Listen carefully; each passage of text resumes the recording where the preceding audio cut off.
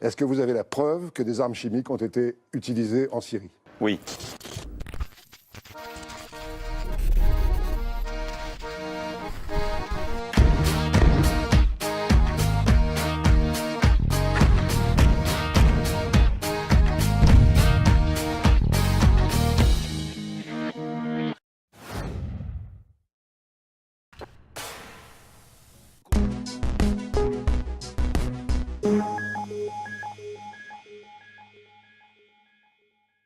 Le conflit en Syrie a commencé le 15 mars 2011 dans le sillage du printemps arabe avec des manifestations pacifiques violemment réprimées par le régime de Bachar al-Assad.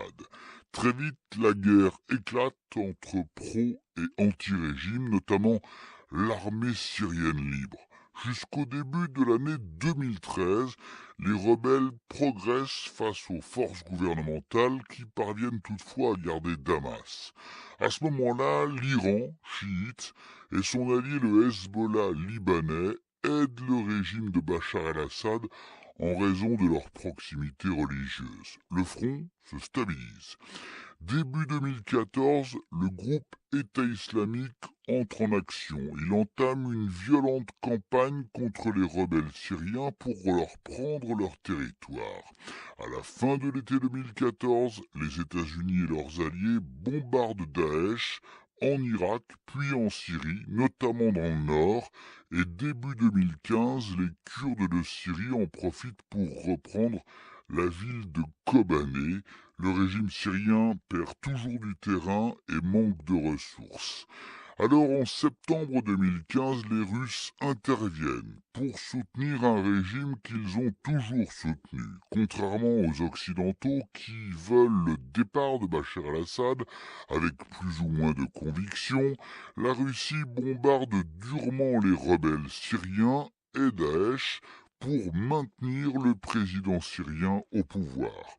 Son intervention permet au régime de Damas de garder le contrôle des régions les plus peuplées du pays. Mais Daesh tient une large part du territoire et peut lancer des campagnes d'attentats dans plusieurs régions du monde, Proche et Moyen-Orient, Afrique, Europe, avec les attentats de Paris notamment.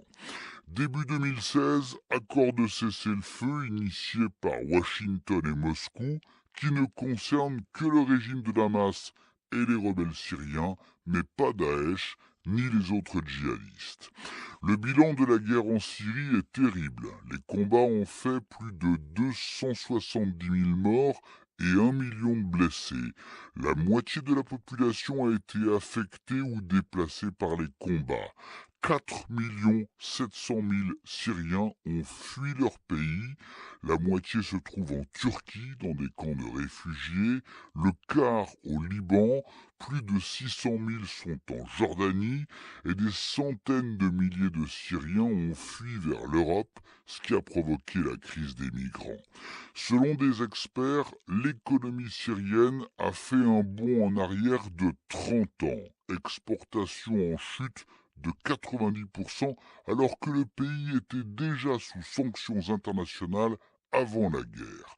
Les combats ont détruit la plupart des infrastructures, le système de santé et d'éducation est en ruine, 80% du réseau électrique est détruit, la Syrie vit aujourd'hui quasiment sans lumière électrique.